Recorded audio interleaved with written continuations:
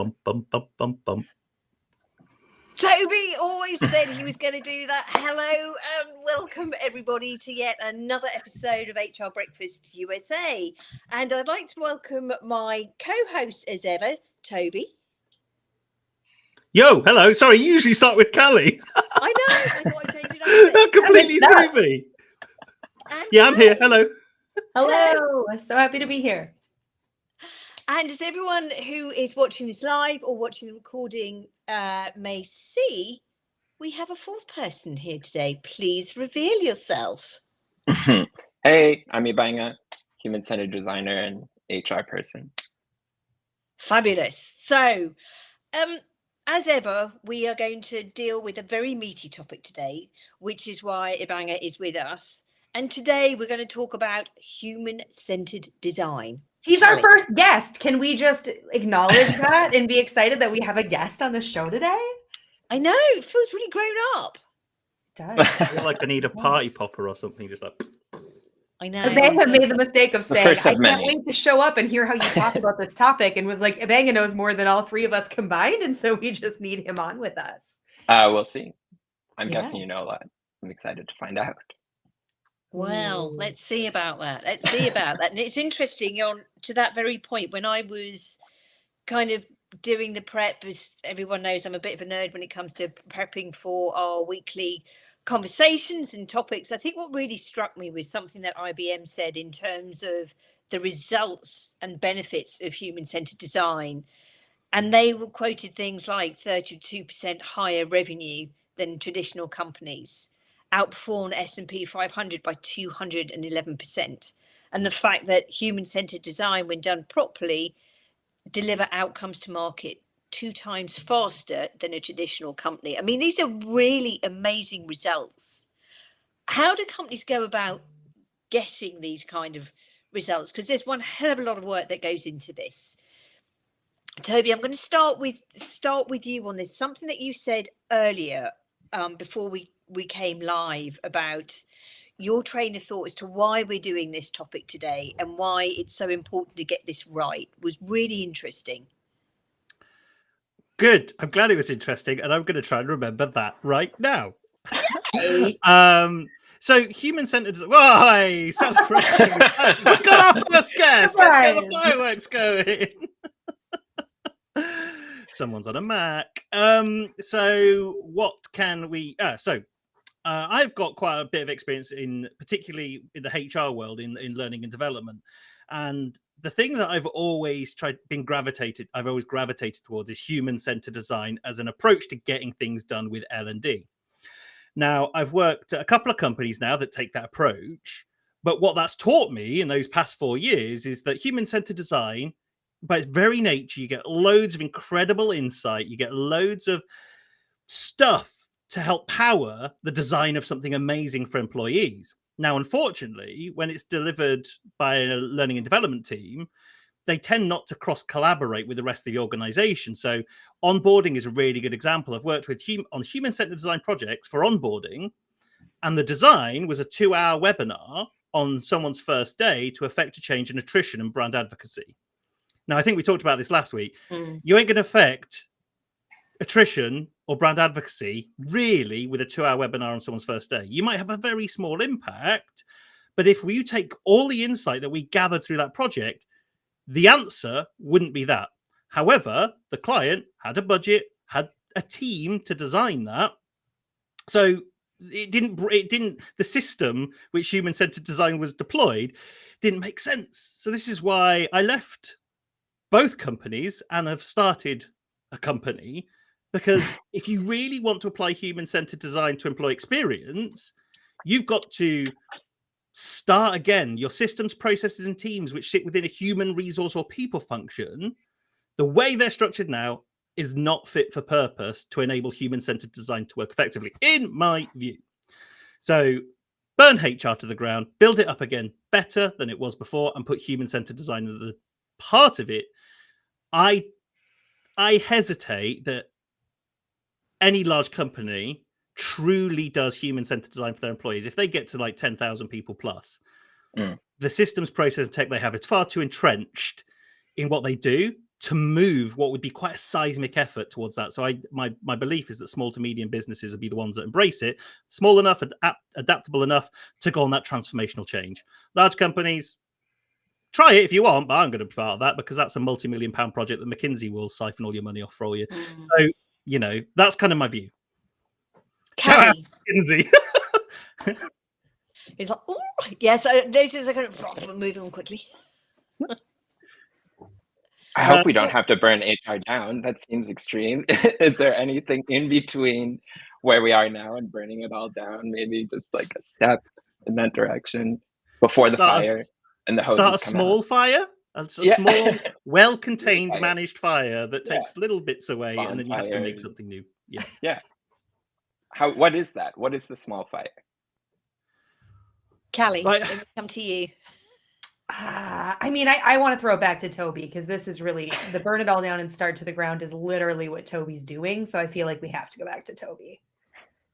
Okay, so the small, like, really, the element of human-centered design in terms of that insight needs to be ubiquitous across a HR team. Most HR teams, larger HR teams, you know, you've got recruitment, employer brand, internal comms, L&D, all go away and do their own stuff. The fact that most organizations have a learning platform and an internal comms platform is absolutely wacko. Like, that doesn't make sense. So from a technological perspective, you've got to start amalgamating the approach somehow and somewhere. And I think the smallish fire is to, oh, I don't know why I'm obsessed with burning, but I'm a pyromaniac. But like, pick apart, there we go, pick apart L&D, pick apart internal comms, and bring them together. So make that one thing, which is like employee product and proposition design or something like that. So, and then start bringing these other people in. I think internal comms and L&D is probably the closest aligned, but in terms of the clients I've worked with, they tend to be the ones that don't get on at all because they're both trying to achieve the same thing and have like land grabbing. Oh, we've got an internal comms app and we've got a learning management system. It's like, guys, you're just trying to get content out to people in the nicest possible way. Different formats, granted, but yeah, I think there has to be this homogenization of functions, and it kind of gets talked about in terms of cross collaboration and stuff like that. And it's like, well, if it was just about cross collaboration, you'd have done it by now. So I think it has to you have to reshape your team to deliver it. Mm-hmm. Don't we always say, Sam? I'm just curious that we put the employee at the center of HR. I'm not historically an HR person, so people with more HR experience, please tell me what happened to that employee-centric mindset that HR always has. This is the goal of human-centered design too. Callie. So we talk a good game. That's it. I think that's the problem, is that there's a significant difference between what the average HR practitioner wants to achieve and the outcomes that actually come from the HR department. So for me, I feel like that's what I always wanted. You know, I got myself in a lot of trouble by always having the employee in mind and picking fights that I probably shouldn't have picked around what I thought that employee experience should look and feel and produce. Well, you know, there's a lot of balance at play, right? But ultimately, the average HR team hasn't figured out that balance between how do we function for the business's purposes while providing an employee experiences that creates the best business outcomes. We're looking at them as two different things, and we're functionally creating, you know, two different outcomes rather than one universally beneficial outcome, if that makes sense. Anyone have anything to add to that explanation? I have one thing, which is there's a framework we often use when we're designing new initiatives: desirable, feasible, viable. The fun part is desirable. We love making people happy. In HR, we want the employees to be happy. We want them to be successful. We want their potential to be unleashed. We want employees to choose us and stay for a long time. If we're successful, that's often how we're measuring it. The other part's feasible is how we end up with a 2-hour onboarding session that makes no impact. We're like, okay, we really want employees to be successful and we don't have much budget or time. So we're going to just do this tiny little thing But those are only two parts of the Venn diagram. We also need viable, which is what's the impact, business impact, performance impact that we're actually aiming towards. And when we shrink it down, are we shrinking it down in a way that makes it not viable, meaning it's not going to ultimately have the result that we intend? Or are we doing it in a way that is, say, testing that result? So we're getting a little bit of that result, but we know that we're going to need to iterate and come back and change it. How are we measuring the impact, and how are we scaling for impact? We have to ask those questions too. So when we evaluate our ideas, we should be thinking about all three of those things at the same time and trying to get all of them up. So if we're choosing ideas that only have 2 out of the 3, then of course you're failing at human-centered design. And I think you kind of the word impact is really interesting, right? Because we talk about this a lot. In that it's data at the end of the day, whether it's quantitative or qualitative data. It's about having the right data to inform your decision making about what you do, but then also address or uncover the impact it's having. And traditionally, HR is pretty rubbish with data, in the fact that it has a lot of it, but it doesn't really use it. And actually, to get the human sentiment and human analysis, it uses annual pulse surveys, which are far too inconsistent and infrequent to provide anything kind of insightful. Now, what I'm not saying is let's do more pulse surveys more often and more consistently. That doesn't really make much sense. But what is the data ecosystem in which HR operates in, so that it doesn't have to start again every time on this process? There should be just that kind of residual insight that's gathered by operating data from the business and from the HR function itself to kind of go, oh, okay, this thing's gone down. How do we impact a change in that? Like, why are people feeling like this? And then, this metric is going down. But the metrics are always to do with people. Like, HR is definitely human-centered at its heart, and literally its heart, not its head, because it puts people at the heart of everything they do, but kind of for the fault of actually putting some business rigor behind it, some commercial rigor, and having financial numbers, having numbers that demonstrate performance isn't anti-human at all. And I think that's probably charities make the same mistake, right? Charities are generally, especially here in the UK, scared of turnover, because it's I want to have more impact. Yeah, but if you want more impact, you have to have more turnover. So you need to be a commercially viable charity to have more impact. And it's the same for HR. It's if you want to have more impact on your people, you need to be able to demonstrate the commercials and the performance impact of what you do. And if you can't do that, then you're only going to hit 2 of those things on your Venn diagram. Yeah, and that commercial piece, I think, is something that we're almost at a point now where we're seeing, someone who's commercial and profitable is as bad. Well, what pays for our mortgages and our homes and putting food on the table? It's the basic requirements that we need in society of that commercialization, but not to the detriment of the people. And I think there's that fine balance here that is required when we're looking at this. And when you look at, say, the inclusion and innovation and collaboration piece of human-centered design, it is just that, right? It is obviously around that human experience, is obviously around the many iterations to do it better. And as we talked about, it's very hard for the larger organizations to do it. But the bottom line is, and I wish we'd stop shying away from this, you're in business to make money. It's how you make money. That's the bit that's in question here. And I see, human-centered design being something that when it is embraced and is rolled out effectively, I am no human design expert, which is why you're here today, can be profitable. And I welcome the fact that companies like IBM are saying, yes, it is. Look, this is what it can do. Why aren't more companies doing that, Ibanga?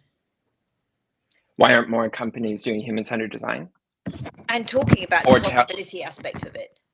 Oh, well, often they are in the product space, because this has been around for 60 plus years, came out of product development when anthropologists came in to work with business designers to solve product problems. And they started approaching it in a new way by, what happens if we just go talk to customers and listen to them and observe them and use that information to come up with new ideas rather than just what we can come up with technically. if we use people's problems, the solutions we come up with will be more relevant, and also we will have a more clear measure of whether or not we're succeeding, because we know exactly what need we're solving, and then we can get feedback. Is that need solved sufficiently according to the customer or not? And then go back and forth iterating on the product based on that. So in this case for HR, often we're looking at employees and focused on them, but there's sort of a series of steps, I guess, a logical chain between employee performance and business performance that is abstract, that can get lost in the process. So I think that's where the internal application of human-centered design tends to struggle a little bit. How exactly is employee performance and employee experience connected to business performance and profit? And are we making too many leaps in that logic model when we try to connect the two? That can be tricky for HR in general, just across all initiatives, but certainly for human-centered design, it gets tricky. So the important thing to start with, we have like a portfolio approach, I guess, in the industry that we try to take, which is profits, partners, platforms. If you're going to introduce human-centered design, you want to start with something that has a measurable impact right away, just to get people excited about it and to understand how it works. Rather than start with something you can do, is just start with something that you know you can measure the result and say, okay, this is making a difference. I can see how by studying this topic, listening to people, coming up with ideas based on that and launching them and testing them, we're having an impact.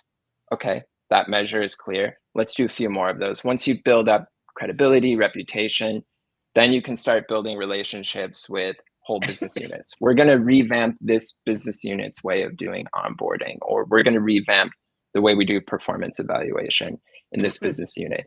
Get those leaders on board with you, do them together, then advocate to the executive committee to do a wholesale revamp of HR.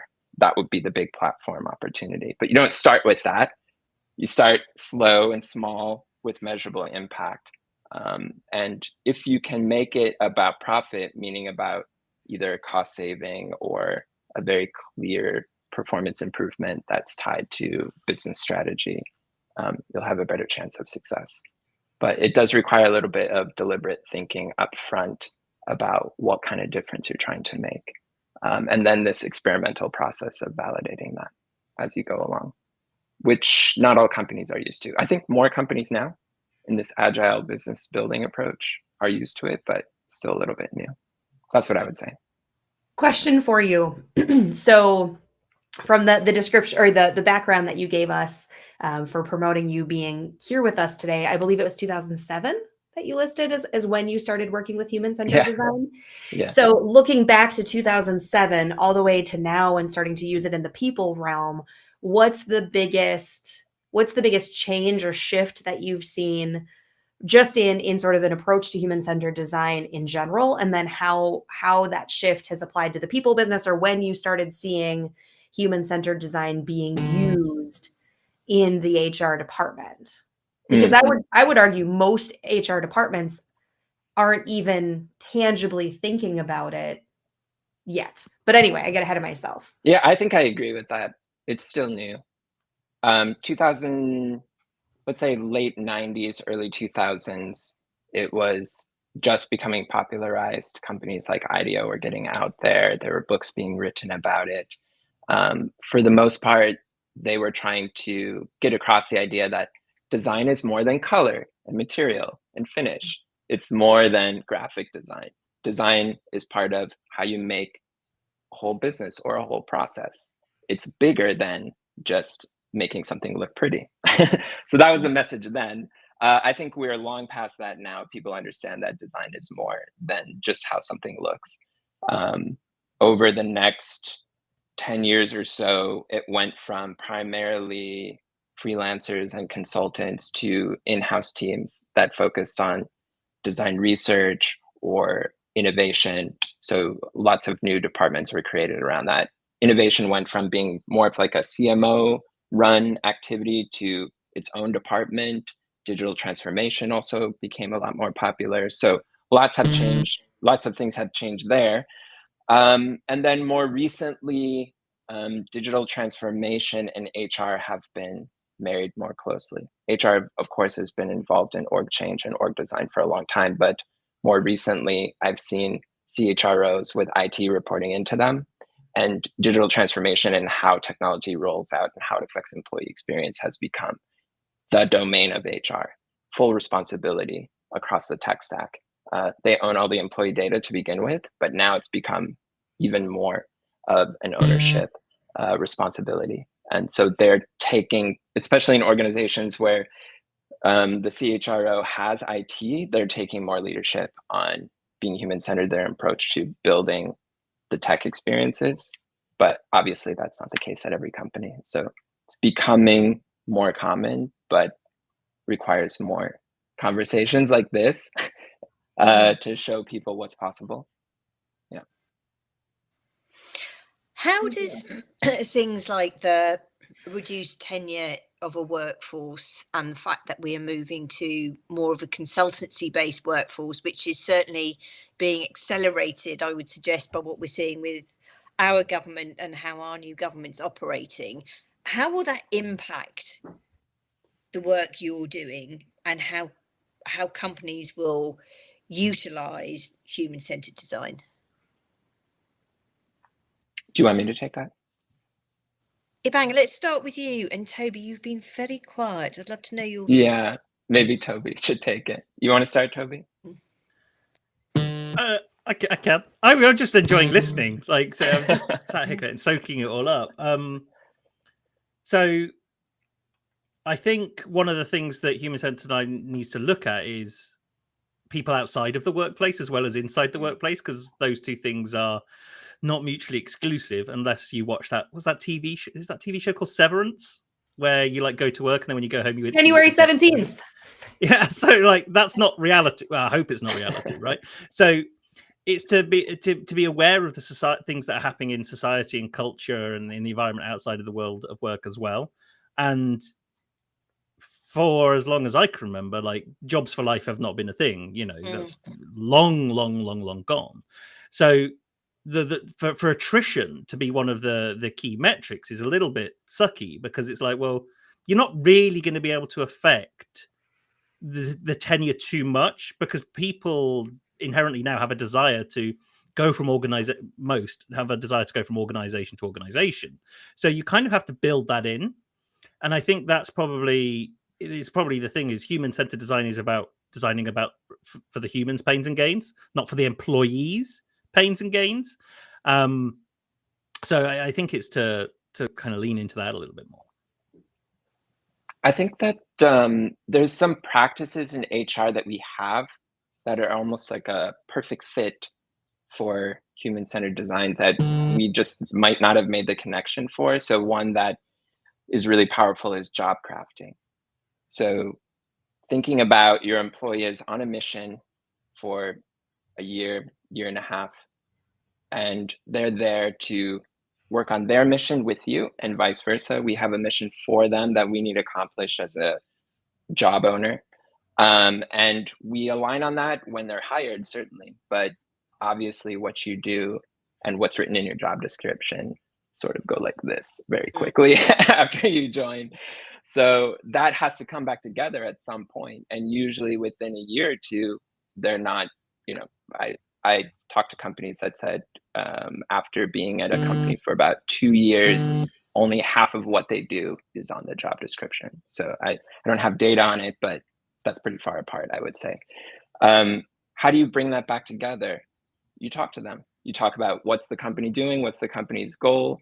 What are you trying to do? What's your goal? How do we redesign this job so it's a better fit for you and the company, and increase that performance on our 9-box framework or whatever other tool that we're using? Relaunch that job and do that again continuously, iteratively. The job is just a placeholder to describe what you're doing, but the relationship with the person is ongoingly changing. And so human-centered design is a process of listening, adjusting, adapting, and launching something new. So that is almost, that's a practice that we know. It's pretty close to what human-centered design would be. So if we just looked at more of what we do in HR as the process of listening, learning, adapting, launching for the purpose of testing and learning better, we might be just a little bit more adaptable and flexible across all of our various services and products. And I think that's where you kind of got to look into like customer experience design and product design principles rather than HR functions and design principles, because like what you've described kind of falls in line with like customer success. How can I make this employee be as successful as possible? 100%. And the process, the processes you go through for customer success are way different to performance management, because performance management traditionally is based on, we'll have an annual conversation or a 6-month conversation where we'll talk and understand what your performance has been like and give you a score and all this kind of stuff. And it's like, you kind of have to change that relationship between employer and employee for it to be effective. And this is why I think, leaders are sometimes set up to fail by having some of this stuff put to them. Is like, okay, we want you to hold these performance reviews. The thing you also lose out on there is like continual insight as well. Like, you're getting this insight at the end of a 12-month period, same as a pulse survey. Oh, all my people in my team are saying this and that and this, and their jobs have changed. Like, cool, well, this is like, that could be, a maximum of 11.5 months ish since the last conversation. So it's like, actually, if you're having better quality conversations more often, feeding that insight into a kind of product and service design team for your employees, not only will your people feel better because they're listened to and you're in tune with their needs and wants, but the business is actively designing things on a continual basis that's going to affect that as well. I think that becomes really important to, I go back to it, redress the balance between employee and employer, make that a mutually beneficial relationship, not a one-way one. I feel like this happens in every concept where we try to make it useful for everything. Sorry, I'm stepping ahead a little bit, but what I'm thinking is we often try to use performance reviews to solve many problems when they're really good at one type of problem, which is to observe performance in a standardized way. It's not to measure how well HR is performing. It's not to measure how good the relationship is between the employee and the company. It's not necessarily even to improve this person's trajectory on their potential track. It's serving a very narrow position, but we try to layer in all these other things into that particular metric and process when it's not really good for that. So we sometimes need to go back and think of things as first principles. What is this actually for? Okay, we've built a tool, performance management, for one specific thing. It's good at that. Let's not try to lump all these other needs into it. Let's build things for those purposes separate. Could be related, but don't have to be. So if I'm doing job design to help align this person to their mission and make sure they're performing at a high level in their role, that's great. It does that. It doesn't do performance evaluation. It doesn't do compensation. It doesn't solve all of my legal and compliance issues. It's not everything. It does one thing. So we should pay attention. What are our products and services and processes for? And just remember, this is for this. It does that well. Let's optimize for that outcome and not try to solve every problem with performance reviews, which companies do. It's like, we're really good at performance reviews, so let's just make it useful for measuring performance of every function, and let's make it useful for compensation and rewards, and let's, and then you get lost because it's not good at that. Ibanga, thank you. I think you've summed that up beautifully well, actually. So thank you for that. And thank you for being our first guest today. A very different format for us, very different, felt very grown up for us today. Very, very informative. So thank you very much. I hope I didn't talk too much, but no, I enjoyed. Not at all. I enjoyed. Toby, what are your closing thoughts for everybody today? Follow Ibanga, he talks sense. Love it. Love it. Callie, how about you?